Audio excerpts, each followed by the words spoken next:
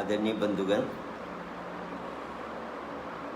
जीवन में अध्यात्म के बिना ये जीवन अधूरा है। भगवान बुद्ध ने मिडिल पाथ की बात की है। मिडिल पाथ का मतलब होता है बीच का रास्ता, ना इधर ना इधर। अर्थात हमारे जीवन में भौतिक और अध्यात्म का कॉम्बिनेशन होना चाहिए, समन्वय होना चाहिए। अगर हम केवल भौतिक की तरफ चले गए तो बर्बादी है, और केवल अध्यात्म में सीमित रह गए तब भी हम सही जीवन नहीं बिता सकते। इसलिए दोनों का बैलेंस कायम करना जीवन में सबसे ज़रूरी है। वह बैलेंस लाने के लिए आज जो वर्तमान की स्थिति है, हम एक तरफ ज़्यादा झुक गए हैं, भौतिकवाद की तरफ ज़्यादा झुक गए हैं, और अध्यात्मवाद की तरफ हमारा इंक्लिनेशन कम हो गया। तो हमको बैलेंस बनाना पड़ेगा। सज्जनों, बैलेंस के लिए क्या करना पड़ेगा? अंदर बैलेंस लाना पड़ेगा। मन भी हमारा एक तरफ झुक गया। आप कहोगे जी कैसे मानते हैं? आप मन को स्टडी करो, क्योंकि एक बात हमको समझनी पड़ेगी कि मन को पहले हमको स्टडी करना पड़ेगा। मेरा मन कब कहाँ रहता है, किस चीज़ में रहता है। क्योंकि सज्जनों, किसी चीज़ पे कंट्रोल करने के लिए, किसी चीज़ पे आधिपत्य प्राप्त करने के लिए पहले उस चीज़ को समझना पड़ता है कि उसकी वर्किंग कैसे है।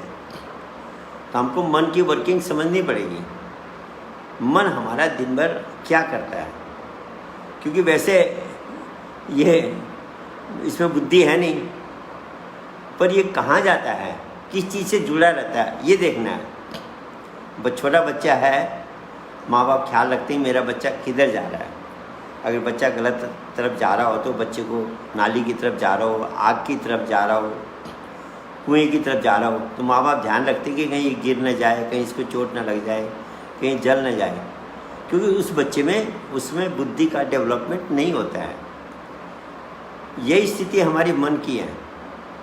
इसके अंदर बुद्धि नहीं है, इसलिए इसका हमको ख्याल करना पड़ेगा ये कब कहाँ रहता है।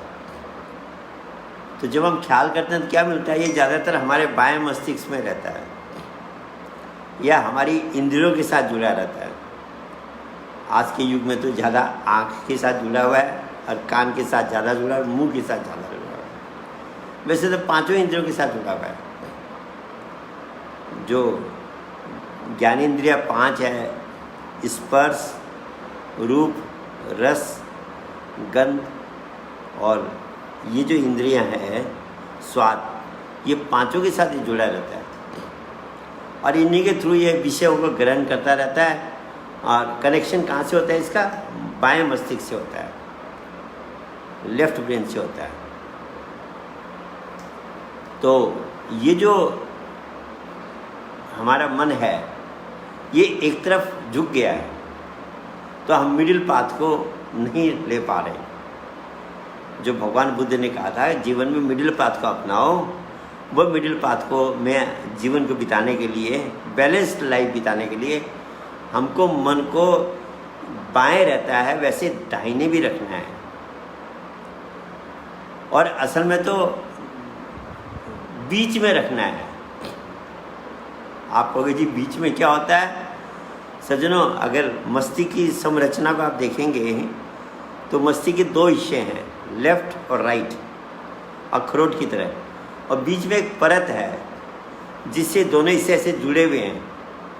उस परत को साइंस की भाषा में कॉर्पस कैलोसम कहते हैं।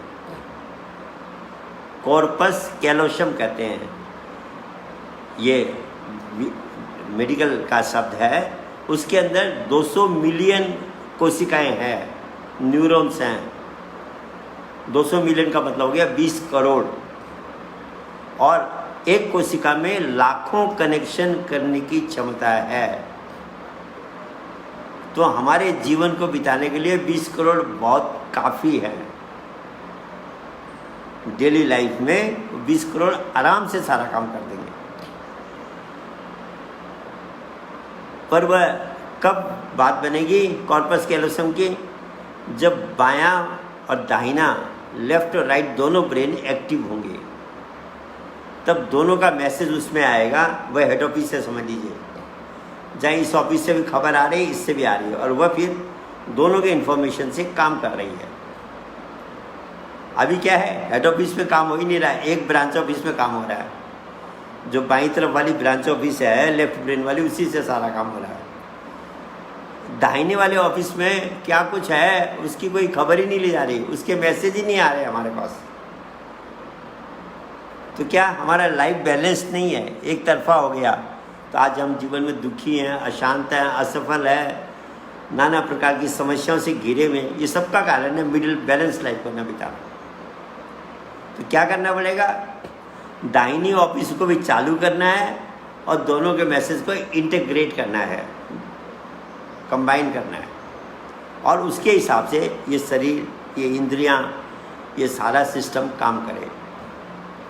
तो प्रॉब्लम है दाहिने वाली ऑफिस को चालू करना। अब चालू कौन करेगा, मन ही करेगा, क्योंकि एक्टिवेटिंग मीडियम करंट देने वाला तो मन है। आत्मा का जो करंट है वह डायरेक्ट इस शरीर में नहीं आता, आए तो ये शरीर तुरंत खत्म हो जाएगा।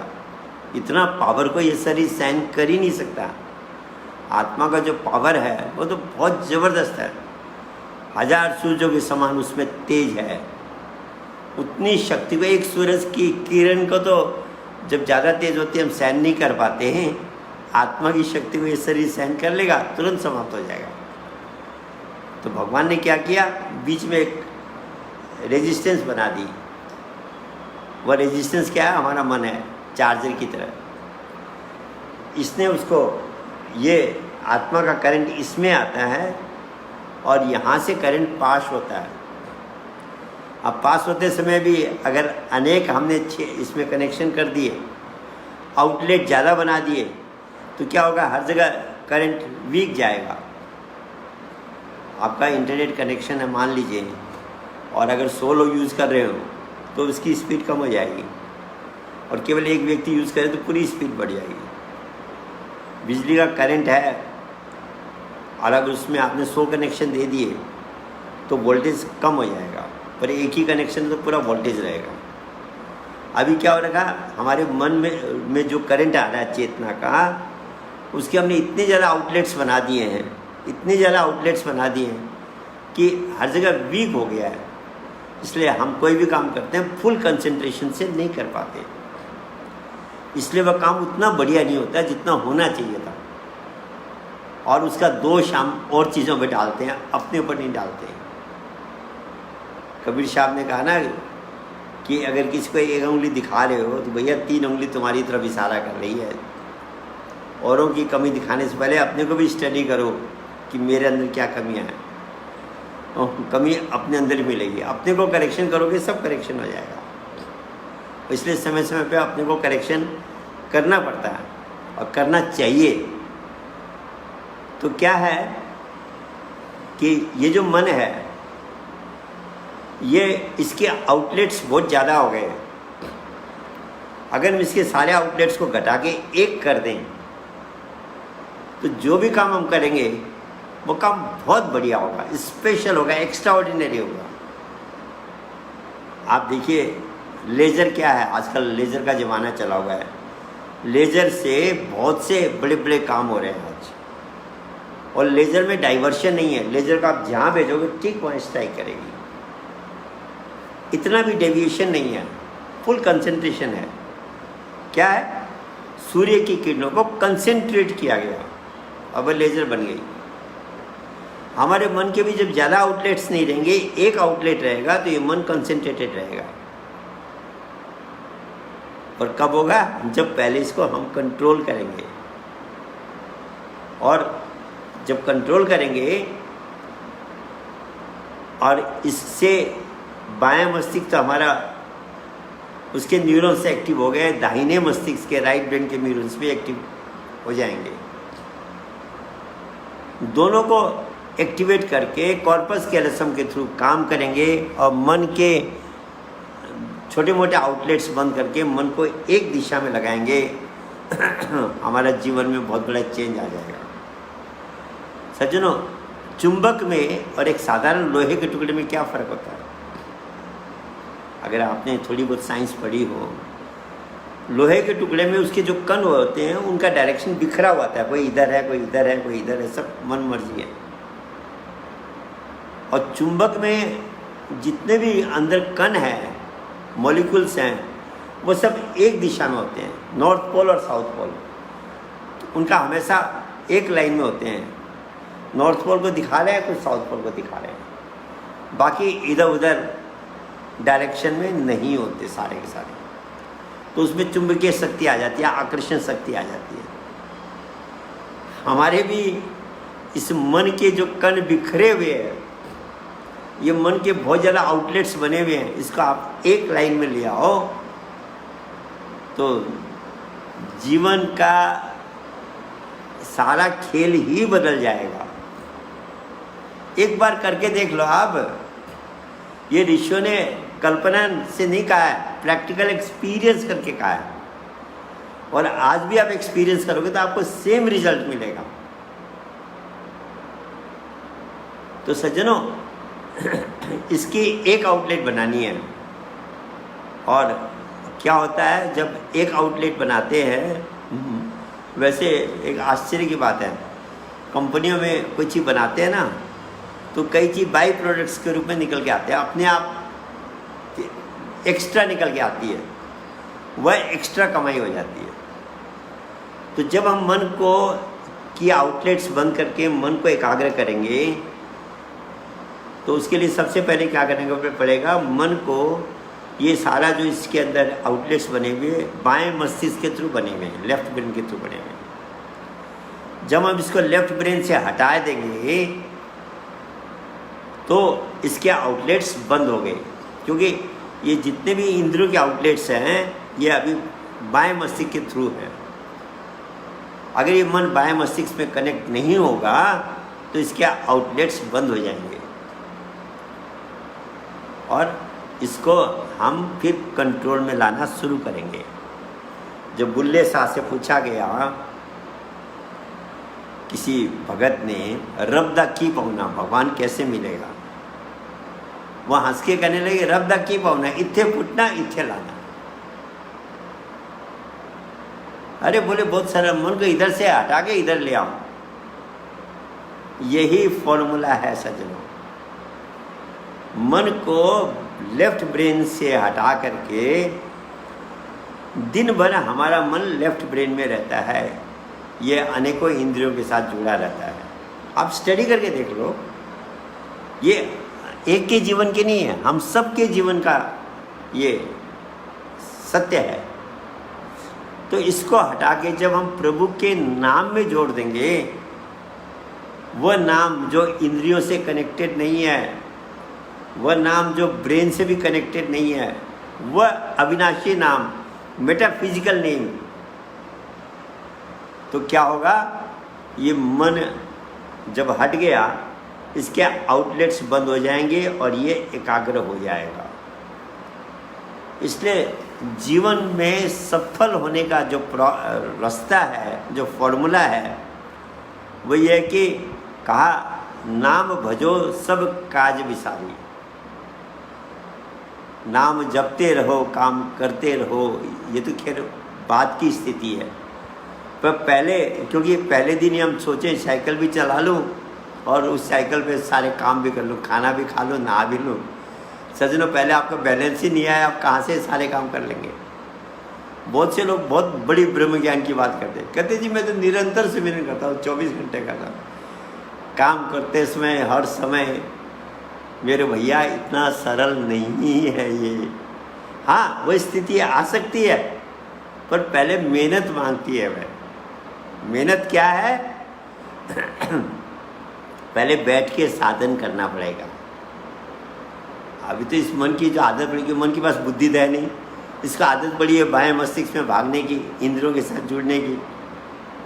वो चेंज करने के लिए, वो सॉफ्टवेयर की प्रोग्रामिंग चेंज करने के लिए आपको इस मन को एक कंप्यूटर में सॉफ्टवेयर की प्रोग्रामिंग चेंज करनी हो तो इंजीनियर को, जो सॉफ्टवेयर इंजीनियर होता है, वो कितनी मेहनत करनी पड़ती है, उस प्रोग्राम को दूसरा बना के पूरा चेंज करना पड़ता है।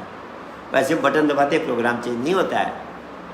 ऐसे ही इसके हमारे ब्रेन में जो सॉफ्टवेयर की प्रोग्रामिंग है, सॉफ्टवेयर की प्रोग्रामिंग ही मन की प्रोग्रामिंग है, क्योंकि मन के अंदर एक प्रोग्राम बना हुआ है जिसको हम कहते हैं संस्कार। ये अनेक जन्मों से जो कुछ भी हमने इकट्ठा किया है वो सारे संस्कार मन के अंदर विद्यमान है। वर्तमान में भी, इस जीवन में भी हमने जो कर्म किए उनके भी इफेक्ट उस मन के अंदर विद्यमान है। तो जब ये मन बाएं ब्रेन से जुड़ता है तो वह सॉफ्टवेयर की प्रोग्रामिंग उसी हिसाब से ब्रेन की हो जाती है। प्रोग्रामिंग किससे हुई? मन के अंदर जो सॉफ्टवेयर बना हुआ था, जिसको हम चित्त कहते हैं, जिसके अंदर हमारे सारे इम्प्रेशंस है, संस्कार है। क्योंकि सज्जनों, वर्किंग समझना बहुत ज़रूरी होता है। गाड़ी तो हर एक ड्राइवर चला लेगा, पर जो ड्राइवर गाड़ी के सब पुर्जों की वर्किंग को जानता है, वह गाड़ी उसको तकलीफ नहीं देगी। प्रॉब्लम भी आएगी तो सॉल्व करता हुआ चला जाएगा। और जो केवल स्टीयरिंग संभालना जानता है और कुछ नहीं जानता, वह प्रॉब्लम में आ जाएगा। इसलिए ये जो मनुष्य जीवन मिला है हमको, इस और चीज़ों की वर्किंग तो साइंस ने बता दी। आँख कैसे वर्क करती है, कान कैसे वर्क करता है, हमारी किडनी कैसे वर्क करती है, हार्ट कैसे वर्क करता है, लंग्स कैसे वर्क, ये सब बता दिया साइंस ने। पर ब्रेन कैसे काम करता है ये कुछ हद तक पता लगा है, वो भी पूरा पता नहीं लगा। और मन कैसे काम करता है कुछ पता ही नहीं है। मन की साइंस जो है वह अध्यात्म विज्ञान है, स्पिरिचुअल साइंस है, मेटाफिजिकल साइंस है। अब मन सबसे ज़रूरी चीज़ है लाइफ में। आपने उस साइंस को सीखी नहीं, पढ़ी नहीं और लाइफ बिता, तो सज्जनों अंत में पछतावा ही रहेगा। और जितना देरी से हम पछताएंगे उतना ही हमारे लिए नुकसानदायक होगा। कहते हैं, ये कहा, अब पछताए क्या हो तो जब चिड़िया चुग गई खेत। चिड़िया खेतों को खा रही है, तभी आप चिड़िया को हटा दो तब ठीक है। पूरा खेत खा जाए और फिर आप पछताओ, अरे चिड़िया मेरा सारा खेत खा गई। तो समय रहते ही इस मन को बाएं मस्तिष्क से हटा करके उस प्रभु के नाम में लगाना है। और शुरू में बैठ करके साधना करनी पड़ेगी, धीरे धीरे साधना को बढ़ाना पड़ेगा। क्योंकि जैसे आप साइकिल चलाना सीखते हैं तो पहले दिन क्या होता है, आप साइकिल पर चढ़ते हैं, फिर गिर जाते हैं, फिर आपको सिखाने वाला कहता नहीं ऐसे बैलेंस करो, फिर आप करते हो, फिर गिर जाते हैं। गिरना चढ़ना लगा रहेगा, धीरे धीरे आपको साइकिल का बैलेंस आता है। बिल्कुल ऐसे स्थिति हमारे मन की है। हम मन को बाएं मस्तिष्क से हटा के प्रभु के नाम में लगाएंगे, 1 मिनट में बिना पता के फिर भाग जाएगा। और उसका प्रमाण क्या है? आपके अंदर कोई ना कोई विचार आएगा, थॉट आने लग गए। थॉट आने का मतलब हो गया मन बाएं ब्रेन में फिर पहुंच गया, फिर आपने लाया, इसको नाम में लगाया, फिर भाग गया। तो ये गिरना चढ़ना चलता रहेगा। धीरे धीरे अभ्यास होगा, आप देखेंगे 5 मिनट 10 मिनट ये लगातार रहा, फिर धीरे धीरे 15 मिनट रहने लगा। ऐसे करते करते इस मन की आदत चेंज होगी। जब आप इसको नाम में लगाएंगे, ये लगातार नाम में जब रहने लग जाएगा तब आपने पहली क्लास पास कर ली। साधना की पहली क्लास हमारी हो गई कि जितनी देर हम साधना में बैठे मन भागा नहीं। जब तक भाग रहा आ रहा है, हम क्लास 1 भी हमने पास नहीं किया। अब जब ये टिकने लग गया, उसके बाद दूसरी क्लास आरंभ होती है। आप चल रहे हैं, आप सुमिरन भी कर रहे हैं, चल भी रहे हैं। ऐसे करते करते सज्जनों ये क्लास बढ़ती चली जाएगी और तब निरंतर सुमिरन की स्थिति आएगी। वो तो बहुत ऊपर की स्थिति है। इसलिए हाँ, प्रयास शुरू से हम करें, कोई दिक्कत नहीं है, पर बैठ के पहले वह पहली क्लास पास करनी पड़ेगी। जितनी देर हम बैठे हैं उतनी देर मन भागे नहीं। और इसके लिए सज्जनों एक्चुअली क्या होता है, ये मन जब तक इसके नीचे रहेगा ये भागेगा ही। जब ये इससे ऊपर रहने लग जाएगा तब ये कम भागेगा। तो अब ये ऊपर ऐसे तो कोई ठेल के तो ऐसे जाएगा नहीं। कहते हैं करत करत अभ्यास से जड़मति होत सुजान। जब आप अभ्यास करते जाएंगे डेली, धीरे धीरे ये ऊर्ध्व गति लेगा, ऊपर को उठेगा। और गुरु महाराज की कृपा होगी, क्योंकि बिना सदगुरु की, बिना गुरु की कृपा के कुछ नहीं होता है।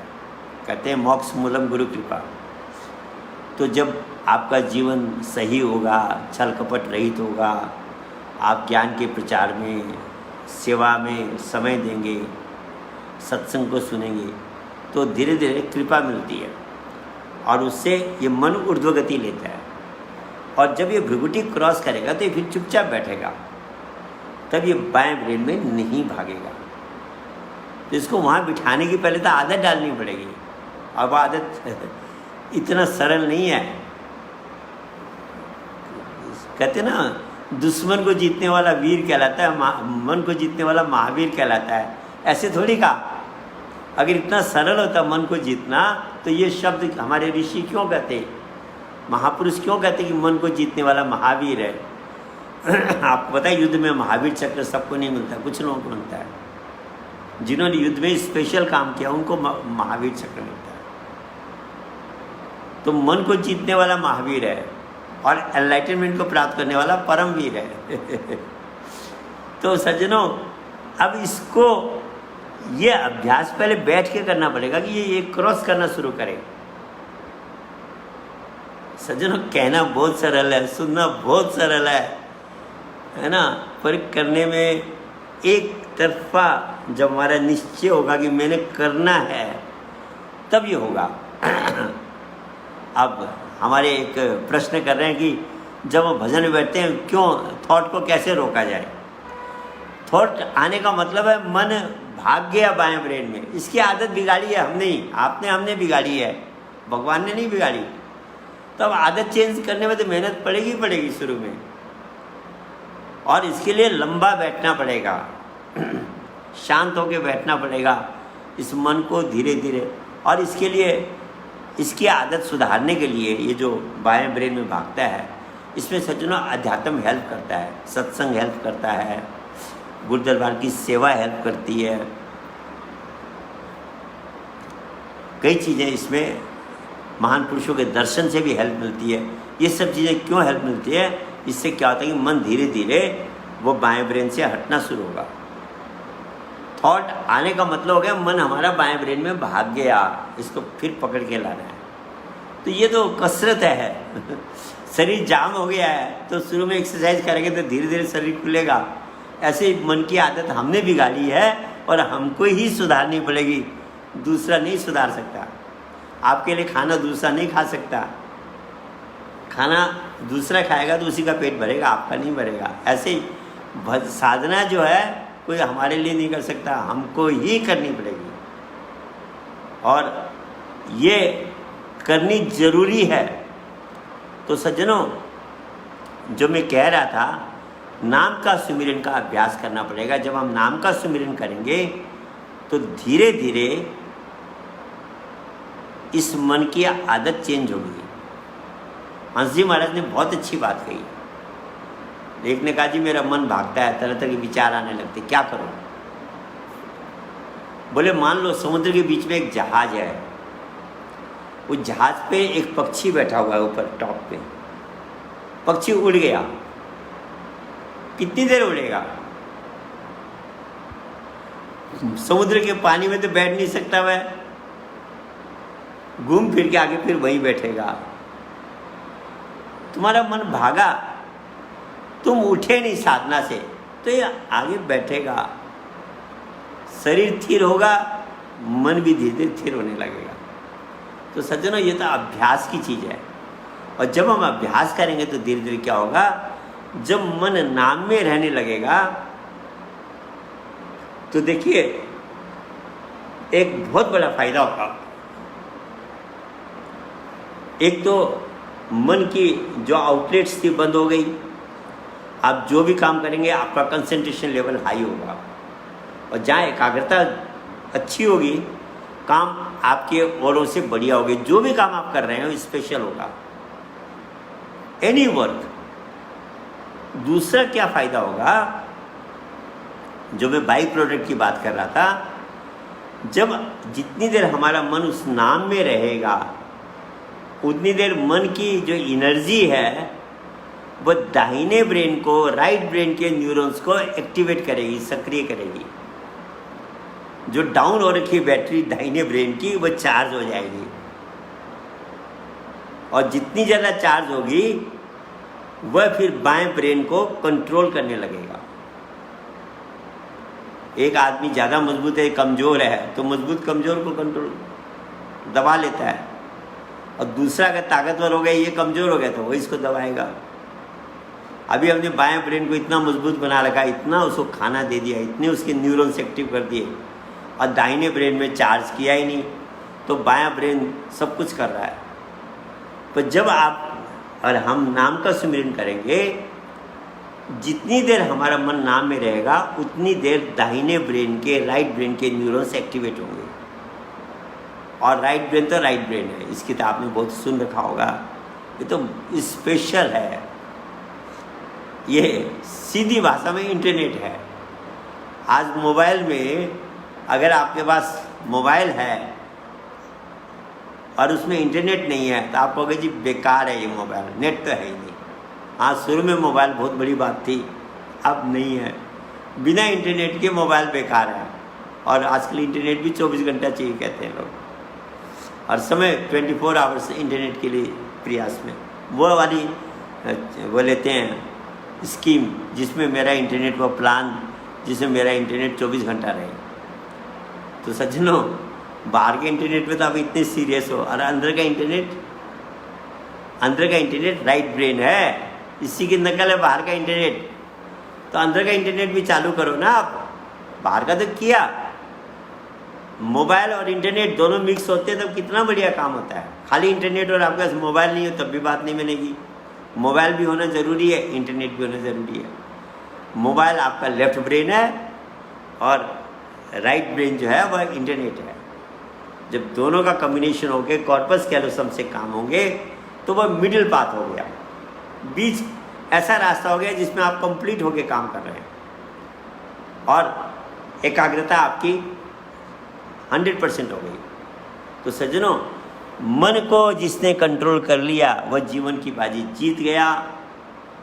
मन के कहते हैं, मन लोभी मन चालसी, मन चंचल मन चोर, मन के मते ने चालिए पलक पलक भयंकर। जब तक ये मन हमारा ऐसे हिल रहा है, डुल रहा है, कैमरा ही आप लीजिए, कैमरे से आप फ़ोटो ले रहे हैं, कैमरा हिल गया तो फ़ोटो ब्लर्ड आएगी, और कैमरा बिल्कुल रुका हुआ है तो फ़ोटो कितनी अच्छी आएगी। सेम स्थिति मन की है। जितनी हमारी मन की एकाग्रता बढ़ेगी उतना हम जीवन को एंजॉय करेंगे। तो सज्जनों, मिडिल पाथ को लीजिए। भौतिकवाद और अध्यात्मवाद दोनों का कॉम्बिनेशन हमारे लाइफ में होना चाहिए। इसका मतलब है लेफ्ट ब्रेन और राइट ब्रेन दोनों का कॉम्बिनेशन होकर के हमारा जीवन चलना चाहिए।